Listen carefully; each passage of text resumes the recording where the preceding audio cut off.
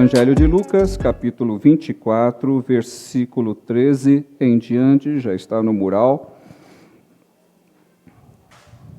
E eis que, no mesmo dia, iam dois deles para uma aldeia que distava de Jerusalém 60 estádios, cujo nome era Emaús.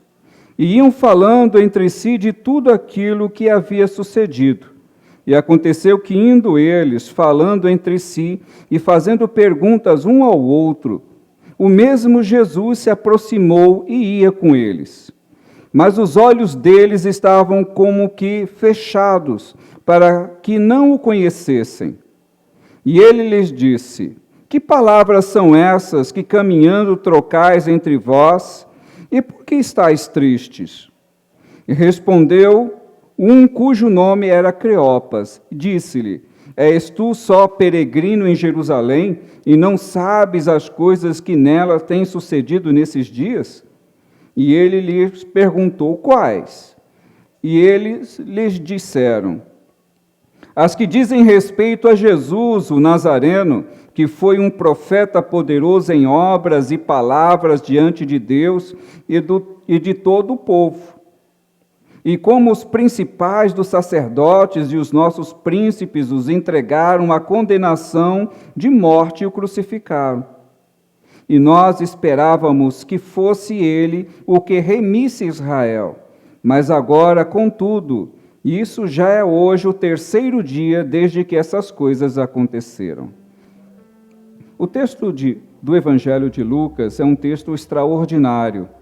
É um texto tão bom e a parte histórica tão contundente que o texto de Lucas foi utilizado em muitos filmes, e por causa da questão histórica, Lucas, por ter um perfil bem diferente dos outros escritores, Lucas é muito mais detalhista, e ele mesmo disse que ele colheu as informações, ele pesquisou, ele foi a fundo para saber a respeito de Jesus, da sua história.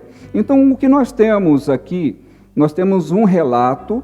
Obviamente, Lucas não estava presente, Lucas não viu a crucificação, Lucas surge num período posterior à morte e ressurreição de Jesus. Mas, por ser um historiador e por ter sido conduzido pelo Espírito Santo, ele nos traz uma visão mais abrangente. Então, você vai encontrar detalhes que, no desenrolar dessa nossa preleção, nós vamos discutir alguns assuntos. Primeiro, nós temos aí, antes desse texto propriamente, você tem falando a respeito da morte de Jesus. Hoje é uma noite especial para nós, que é uma noite de ceia, em que nós estaremos ceando daqui a alguns minutos, entendendo aquilo que o próprio Jesus fez com os seus discípulos, buscando a comunhão com cada um deles, trazendo à memória a eles tudo aquilo que era extremamente importante. E nesse evangelho nós temos também a descrição da crucificação. Jesus, quando foi pego, foi levado, ele foi julgado de uma forma fora da lei. Posteriormente, Jesus, depois de condenado, ele foi açoitado de uma forma extremamente violenta. Jesus foi açoitado por soldados romanos, homens fortes, homens habilidosos, e a forma como Jesus foi açoitado, o mecanismo de açoite, foi algo extremamente cruel, porque esse chicote que era utilizado para essa forma de tortura, na ponta nas extremidades desse chicote, que era diferente, não formado de uma única fibra, mas de várias fibras, era habitual colocar na ponta do chicote ossos amarrados, pedaços de ossos, porque a intenção daqueles homens que batiam era que todas as vezes que eles batessem, quando eles puxassem o chicote, arrancassem pedaços de carne da vítima. E aqueles homens não era um, Jesus foi açoitado por dois. Então, enquanto um estava batendo, o outro estava arrancando, levantando o braço e tirando pedaços das costas de Jesus. Houve um sofrimento muito grande. Jesus sofreu, além das dores, ele sofreu perda de sangue. Jesus teve também hemorragia, ficou totalmente desidratado. Ele passou a madrugada ali sendo questionado e no decorrer do dia sendo açoitado por aqueles homens violentos. Posteriormente, depois de todo o açoite, depois desse sofrimento que Jesus passou, ele foi levado em praça pública. Foi obrigado a carregar o madeiro, o qual ele seria posteriormente crucificado. E o madeiro, uma madeira pesada, grande, Jesus estava tão debilitado, tão desidratado, que ele não pôde suportar o peso daquele madeiro. Não bastasse isto, a vergonha e humilhação de passar por aqueles corredores estreitos, onde as pessoas estavam ali amontoadas, olhando para eles e zombando de Jesus. Então, além de todo o desgaste físico, ainda houve o desgaste emocional. Na noite em que antecedeu a prisão de Jesus, Jesus havia subido com os seus discípulos para orar, e ali Jesus estava desde aquele momento sofrendo a angústia da morte. Jesus estava prestes e sabia exatamente tudo o que haveria de passar. Então a angústia da morte, o sofrimento que se aproximava, fez com que Jesus tivesse, até Lucas é o único que descreve, que Jesus suou gotas de sangue. Que Jesus estava num processo de tamanha angústia e sofrimento, que o seu suor se transformou em gotas de sangue. E dentro da ciência, para aqueles que ainda não pesquisaram, isso é existente, não é uma fantasia. Pessoas podem realmente chegar a esse estresse tamanho de eliminar sangue pelos poros. Eu trabalhei na área da saúde muito tempo, e uma vez eu vi isto acontecer. Foi algo muito horrível. Eu estava de plantão, e uma paciente havia sido levada para casa. Ela estava sendo removida na ambulância, uma senhora idosa, e passou mais ou menos uns 40 minutos, retornou a mesma ambulância com essa mulher, porque a ambulância havia batido, houve uma colisão.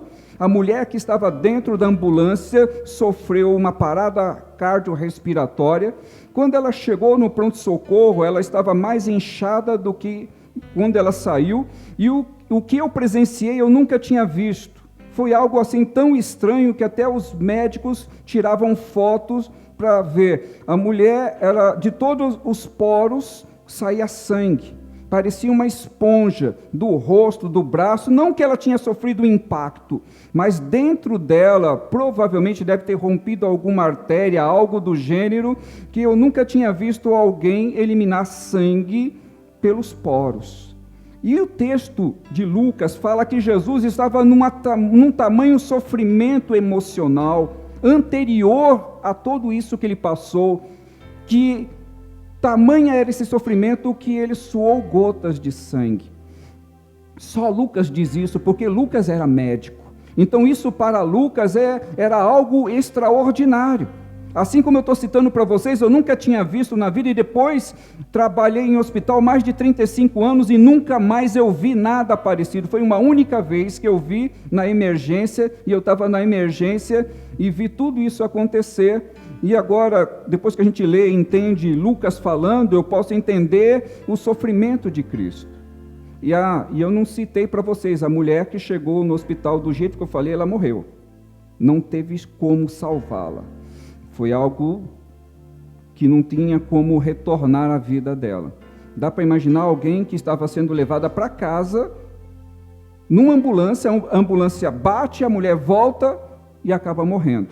É coisas que não têm explicação.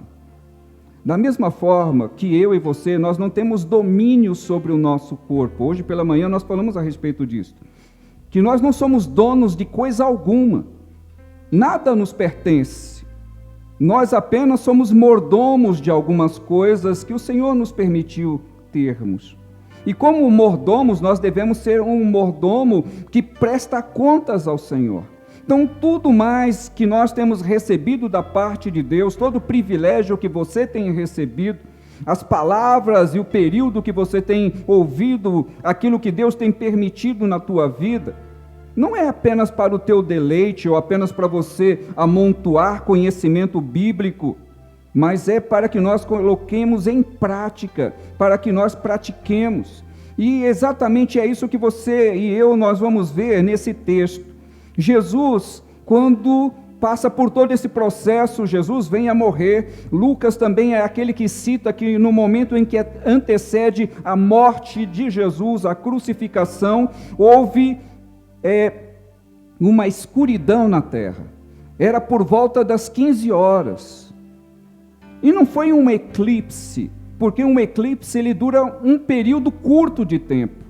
Houve uma escuridão tamanha que as pessoas fugiram. As pessoas saíram de perto de onde estava Jesus e foram para longe porque aquilo assustou. Se você já deve ter visto algum eclipse solar, é algo que dura alguns minutos. E um eclipse total, para que isso aconteça, é um evento, mas escuridão, algo completo, é algo extraordinário. Então, além da morte, houve um cataclisma. Além disso tudo, em outro texto diz que houve terremoto, houve tremor de terra. O próprio Lucas cita toda essa situação de desespero. Lucas cita que discípulos, aqueles que serviam Jesus, estavam de longe. Ninguém estava próximo, estavam apavorados. E os discípulos não estavam entendendo coisa alguma, porque o próprio texto nos diz que nesse caminho de Emaús, quando eles estavam seguindo, Jesus aproxima-se deles, depois que havia ressuscitado, e eles não haviam entendido o processo. Estavam decepcionados, estavam desmotivados, estavam retornando para a sua área de convívio sem entender coisa alguma. Então nós temos nesse processo todo ação sobrenatural. Você e eu fomos chamados para um propósito. Quando Jesus esteve na terra, ele chamou os seus discípulos, ele escolheu pessoalmente a cada um dos seus discípulos. Se você está aqui essa noite é porque o Senhor também te escolheu pessoalmente para que você seja discípulo dele. Então eu entendendo que tudo aquilo que Jesus faz e tudo que Deus determina tem propósitos. Então, na tua e na minha vida também existem propósitos. E foi aquilo que Jesus disse para aqueles discípulos que estavam retornando. Jesus os chamou de nécios, ou seja, sem entendimento. Vocês não entenderam nada. Jesus falou para aqueles discípulos que eles não tinham compreendido o porquê deles terem sido escolhidos. Jesus estava dizendo para eles que eles não tinham entendido de tudo aquilo que estava acontecendo, porque afinal de contas Jesus havia dito para eles que ele haveria de ser morto. Jesus havia dito para eles que ele iria passar por aflições, mas mesmo assim não compreenderam essas coisas. No mundo em que nós estamos, e para nós como brasileiros nem tanto, mas em muitos lugares, nesse exato momento, homens e mulheres que confessam Jesus Cristo podem estar sendo martirizados. Existem alguns países que estão com as portas fechadas para o Evangelho. Quando descobrem que alguém crê em Jesus, no mundo oriental, no mundo islâmico, essas pessoas são condenadas à morte. Em muitos lugares onde o evangelho não é permitido, pessoas são espancadas, são tiradas do meio dos seus familiares, pessoas são humilhadas por causa do nome de Cristo Jesus. Nós vivemos num país onde nós temos liberdade, você pode sair da sua casa com a sua Bíblia, você pode estar juntamente com a sua família, entrar num lugar, estarmos com as portas abertas, estarmos descansados, porque nós vivemos num país que nós temos liberdade de culto, mas isso não é natural em muitos lugares. E aí poderíamos até imaginar, mas o Senhor não sabe dessas coisas. Será que Deus não está vendo que essas pessoas amam a Jesus, que precisam de liberdade? Será que Deus não pode mover esses obstáculos? Será que Deus não pode dar liberdade para essas pessoas seguirem a sua fé? O que eu disse desde o início, para tudo existe um propósito. Até mesmo quando Deus levanta dificuldades na vida de um crente, é porque existem propósitos para isto. E entenda, amados irmãos, que nós não estamos tratando aqui de ação demoníaca nenhuma.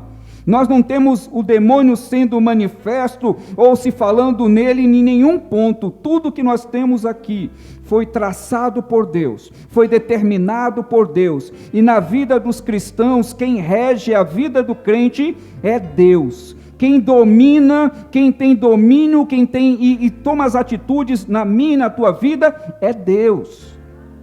Não vamos atribuir a inimigo das nossas almas, porque a função de Satanás não é esta. A função dele é tentar. E ele vai tentar o homem naquilo em que o homem é mais suscetível. Agora, quem prova? Quem prova é Deus. Ele sim nos prova. E é o Espírito Santo quem nos coloca em situações que às vezes você não entende o porquê, mas existe o porquê. Você pode não entender naquele exato momento, mas tudo, amado irmão e irmã, tem um propósito no mundo espiritual. E cabe a nós estarmos cientes desse propósito. Quando Jesus encontra com aqueles homens, Jesus já havia ressuscitado. O texto nos diz que quando as mulheres foram até o sepulcro para levar ali ervas aromáticas para colocar sobre o corpo de Jesus, quando elas chegam ali no cemitério, a pedra já havia sido retirada, e no texto de Lucas nos diz que elas encontraram com 2 seres celestiais. Esses 2 seres celestiais disseram para elas: o que é que vocês vieram buscar aqui? Vocês vieram buscar alguém que está vivo. Vocês vieram buscar um morto? Ele não está morto. Jesus ressuscitou. E glória a Deus por isso. Ele ressuscitou, mas não deixou apenas ali o local vazio. Ele deixou testemunhas. Esses 2 seres estavam ali porque o Senhor sabia que as suas filhas estariam também naquele lugar. Por isso que, se não fosse algo com propósito, Jesus teria ressuscitado e a pedra e o sepulcro ficaria vazio, e aquelas mulheres chegariam ali e não iam saber de coisa alguma, mas existia ali testemunhas, e eram 2 testemunhas. 2 seres celestiais para dizer que Jesus havia ressuscitado. Por quê? Porque para tudo existe um propósito. Jesus deixou aqueles seres para que aquelas mulheres não tivessem dúvida. Mas incrível, amados irmãos, as mulheres ouviram seres, elas ficaram alegres, não viram a Jesus, foram e contaram aos discípulos, mas eles não acreditaram na palavra das mulheres. E não foi uma nem 2. Lucas, ele cita o nome de cada uma delas, ele cita o nome de 3, mas diz que não eram só 3, existiam mais mulheres que estavam ali. Então aquelas mulheres ouviram, mesmo assim os discípulos não creram, não acreditaram. E os discípulos foram até o sepulcro. No Evangelho de João você encontra ali o próprio João correndo para ir ao sepulcro, e espera Pedro, que era mais velho, chegar para olhar, e eles viram que o sepulcro estava vazio, retornaram e disseram: as mulheres disseram que estava vazio, e está mesmo. Na nossa cultura, isso não faz muito sentido, porque a palavra de uma mulher, ela tem o mesmo valor que a palavra de um homem como testemunho. Mas na cultura oriental, a palavra das mulheres não tinha valor como testemunho. Valor algum. Então você vai entender, se já sabe, então vai só confirmar o que aconteceu, por que Jesus se encontrou com 2 no caminho de Emaús. Sendo que os anjos, seres celestiais, já tinham dito para as mulheres, mas precisava ser confirmado pela testemunha de homens, não seres celestiais. Porque mesmo para judeus, falar que viu o anjo era algo extraordinário. O judeu não duvidava disso, mas duvidaram das mulheres. Mas aqueles discípulos também já tinham ouvido falar que o sepulcro estava vazio. Aqueles discípulos que estavam no caminho de Emaús sabiam que os seus companheiros tinham ido ao sepulcro e não tinham visto o corpo de Jesus. Aqueles homens estavam retornando para suas casas entristecidos, cabisbaixos, discutindo entre si, não entendendo o que estava acontecendo, e Jesus se aproxima deles, como quem fosse passar, e chama a atenção daqueles homens, que Jesus pergunta para eles: por que vocês estão assim? Tão compenetrados? Tão cabisbaixos? E eles olham e dizem: mas só você é o único que está vindo de Jerusalém, você é forasteiro e não soube o que aconteceu. E Jesus, como se não soubesse, é incrível, né? O quê? O que aconteceu? E eles contam: você não sabe, nosso líder, um grande profeta, é isso que está escrito na Bíblia, um grande profeta em palavras e obras, foi morto pelos nossos principais sacerdotes e pelos nossos príncipes. Nós pensávamos que ele seria o libertador de Israel, mas agora já faz 3 dias. Algumas mulheres disseram que foram e viram um sepulcro vazio. Alguns dos nossos foram lá e também viram um sepulcro vazio, mas já faz 3 dias. Aí Jesus chama de nécios. Ó nécios! E o texto nos diz que Jesus começou a falar dos textos e a explicar novamente aqueles homens e mostrar para eles que tudo aquilo que havia acontecido já havia sido predito por Deus e eles não estavam entendendo. E quando eles se aproximam do local que eles tinham para chegar, Jesus fez como se fosse passando e eles chamaram: fica conosco.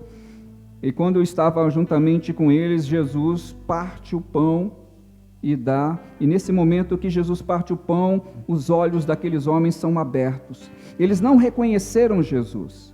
E alguém pode pensar: mas como que eles não reconheceram? Jesus não era o seu líder? Só que Jesus, quando ressuscita, não está com a mesma fisionomia. Jesus tem uma fisionomia diferente. Aqueles homens não o reconheceram porque Jesus não voltou no mesmo corpo. Ele volta com um corpo transformado.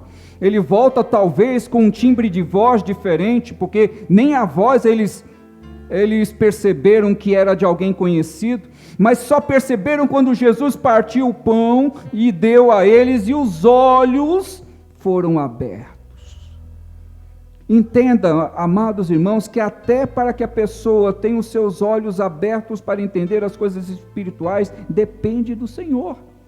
Até a fé para crer vem do Senhor, tudo vem dele, tudo é propósito dele. Jesus teve um contato com 2 homens, por quê? Porque para a cultura judaica e para o mundo antigo, só os homens poderiam ser testemunhas, mas um não seria testemunha suficiente, era necessário 2, e Jesus apareceu aos 2.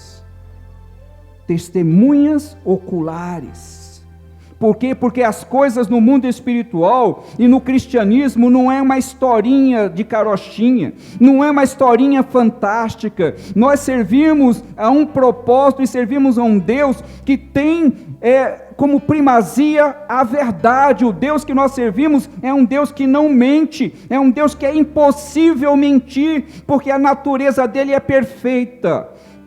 Então Jesus, sendo Filho de Deus, age do mesmo jeito que o Pai, dentro da perfeição, dentro de tudo o que deveria ser feito, para que não houvesse margem de dúvida em relação àquilo que haveria de acontecer e àquilo que realmente aconteceu. A nossa fé está pautada em garantias, em testemunhas oculares, em pessoas idôneas que presenciaram. Quando aqueles discípulos tiveram esse contato extraordinário com Jesus, aqueles homens que haviam ido, estavam cabisbaixos, entristecidos e desmotivados, ficaram motivados, ficaram acelerados, tanto que retornaram na mesma noite para Jerusalém. e encontram com seus amigos discípulos e dizem: olha, Jesus apareceu para nós. Quem estava desmotivado ficou motivado. Quem estava desestimulado ficou estimulado. Quem estava desesperançoso teve esperança, porque o contato com Jesus, ele muda a nossa vida. Não dá para ser o mesmo se você tem contato genuíno com Jesus. Quem permanece do mesmo jeito é porque não encontrou verdadeiramente com Jesus.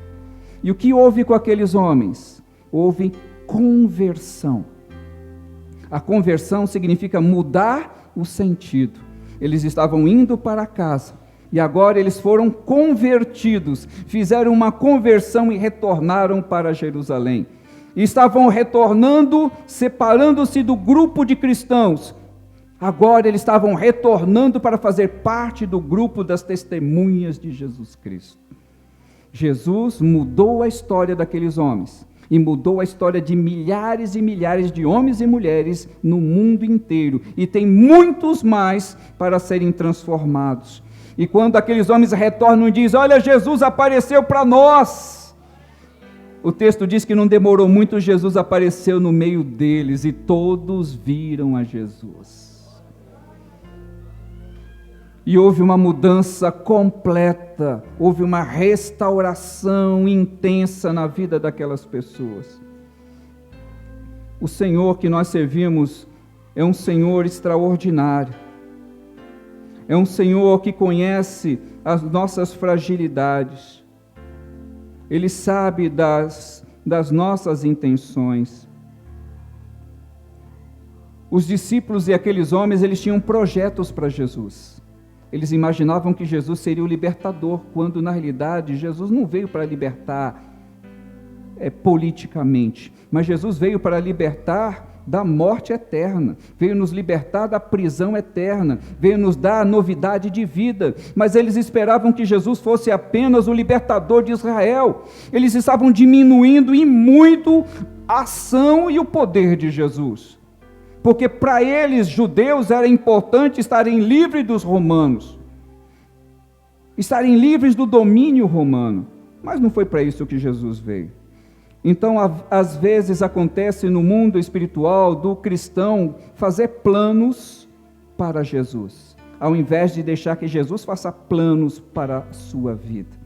O certo, irmão, é que Jesus faça planos com você e através de você. Eu posso até pensar algumas coisas, posso até projetar algumas coisas, mas isso não quer dizer que o Senhor concorde com os meus projetos. Aqueles homens, eles eram discípulos de Jesus, mas estavam fora do projeto de Jesus. O que eles tinham para Jesus era tão pequeno, era tão medíocre, que eles não conseguiram conceber uma coisa maior. Mas o que Jesus tem para nós e para o seu povo é muito superior àquilo que você pode imaginar. Os projetos de Jesus para a tua vida é infinitamente maior do que você e eu, com a nossa mente cauterizada, com a nossa mente pequena, medíocre, inferior, porque nós somos humanos e fracos, mas Jesus tem algo extraordinário para agir na tua e na minha vida. E viver isso, amado irmão e irmã, é a coisa mais esplêndida que pode acontecer na vida de um crente. É estar no centro da vontade do seu Deus. É estar pairando, estar na disposição do Senhor. É ser guiado pelo Senhor, é ser conduzido pelo Senhor. O Espírito Santo vem e fala na tua mente, o Espírito Santo mostra para você. Jesus vem e aparece e diz: eu estou aqui, eu estou vivo. Por quê? Porque a realidade é essa, irmãos.